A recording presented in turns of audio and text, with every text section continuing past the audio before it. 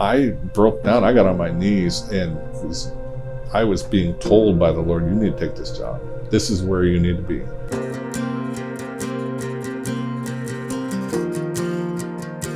My story, I came from a very, a loving household. I grew up in the church and then became a member of the choir at age 7. And I was a choir boy. At age 13, I wasn't mature enough to understand at that time really what I was doing. So I didn't have a strong anchor in the Lord back then. I had decent grades and got into college.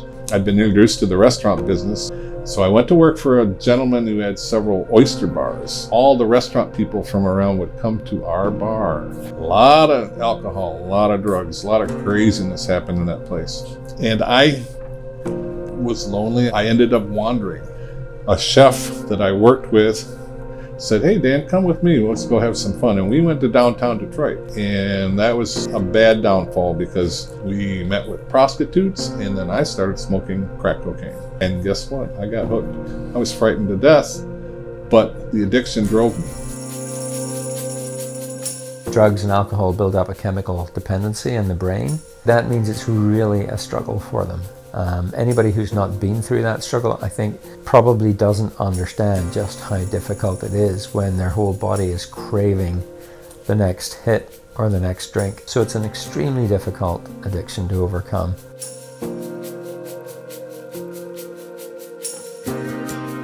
My addiction led me to doing some things that I just never thought I'd do. I embezzled money from my boss. When I was confronted, he showed me grace because he could have had me arrested, but he didn't. And I ended up paying back every penny of the money that I'd taken from him.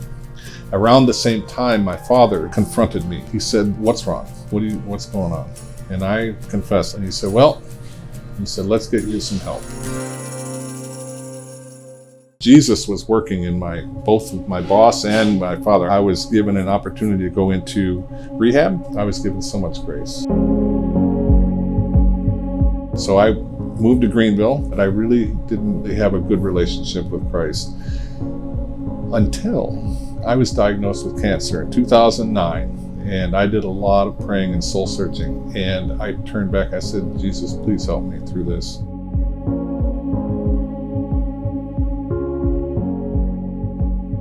Kind of looked around for things and I saw there was a job position for Miracle Hill, Greenville Rescue Mission. I'm like, I came to the door, I interviewed. From the first time I met him and interviewed him, I realized that he had a calling to serve our guests. His story has many parallels with theirs. Over time, his desire to share the gospel has grown, and it's just an encouragement to all of our guests and very much so to me. Miracle Hill has just been such a blessing in my life. I work with an amazing family of guys, and the guys that I serve, I'm so privileged to be able to serve these men. To be the hands and feet of Jesus, it's awesome.